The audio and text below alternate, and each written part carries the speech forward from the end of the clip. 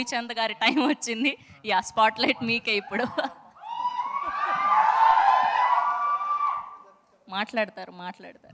Okay, ఇప్పుడే మాకు తెలిసింది బ్యాక్ అండ్ మీరు మనాలిలో -17 degreesలో షూట్ చేశారు అని, ఫుల్ ఇలా మంచు పడుతుండే అని చెప్పి. సో అప్పుడు ఎలా మేనేజ్ చేయగలిగారు? సో ఆ సీన్స్ గురించి కొంచెం మాకు చెప్పాలి. బేసిక్లీ వెరీ కోల్డ్ వెదర్ అక్కడ. ఇప్పుడు నాకంటే బేసిక్లీ నా ఆర్ట్ డిపార్ట్మెంట్ వాళ్ళు చాలా కష్టపడారు. ఎస్పెషల్ నైట్ అయితే ఇంకా ఎక్కువ ఉండేది. పాపం మేము మార్నింగ్ షూటింగ్కి వెళ్ళే టైంకి వాళ్ళు మొత్తం సెట్ అంతా రెడీ చేసి పెట్టి ఉండాలి. వెరీ టఫ్ జాబ్ వాళ్ళు చేసింది. మేమంటే కొంచెం జాకెట్స్ లోపలన్నీ ఇన్నర్స్ అన్నీ వేసుకున్నాం. But even though it's very cold, చాలా కోల్డ్. పాపం డైరెక్టర్ గారు, హోల్ క్రూ అంతా కూడా చాలా కష్టపడ్డారు. బట్ ఇట్స్ వెరీ, అదొక డిఫరెంట్ ఎక్స్పీరియన్స్ అక్కడ.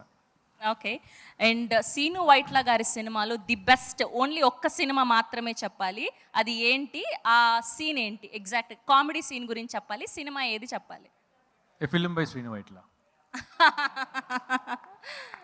అది కాదు, అలా కాదు. సీను వైట్ల గారు అన్ని సినిమాలు అని చెప్పొద్దు. ది బెస్ట్ ఒకటి చెప్పండి, ఎప్పటికీ గుర్తుపోయేది. ఒకటి చెప్తే మిగతాయి కదా, అన్ని బెస్టే కదా.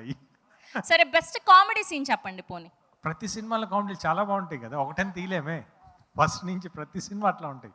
ఆనంద్ కానివ్వండి, వెంకీ కానివ్వండి, దుబాయ్ సీన్ కానివ్వండి, మన దూకుడు కానివ్వండి, ఆగడు, భాష, అన్నీ సూపర్గా ఉంటాయి, ఒకటి కాదు. సరే, అలా చేస్తే ఎలా? మీరు యాంకర్ జాబ్ కష్టం కలిగించొద్దు కదా. ఏదైనా ఒక్క డైలాగ్ చెప్పండి పోనీ, కామెడీ ఏదైనా. ఒకటి చెప్పేసి మీరు తమ్ముని వేసేస్తారు కదా. అలా ఏం లేదు. ది బెస్ట్ అంటే సడన్ గా మీకు గుర్తొచ్చింది చెప్పండి, కామెడీ సీన్ ఏదైనా ఒక్క డైలాగ్. గుర్తురాదు నాకు, నేను చేసిన సీనే నాకు గుర్తురాదు. బేసిక్ గానే మీరు చాలా సెటిల్డ్. చెప్పండి, ఏదో అరుస్తున్నారు, ఆగండి, మాట్లాడుతున్నారు. ఓకే, సో అసలు సమస్య లేదంటారు ఇప్పుడు. లేదు. Okay, thank you so much.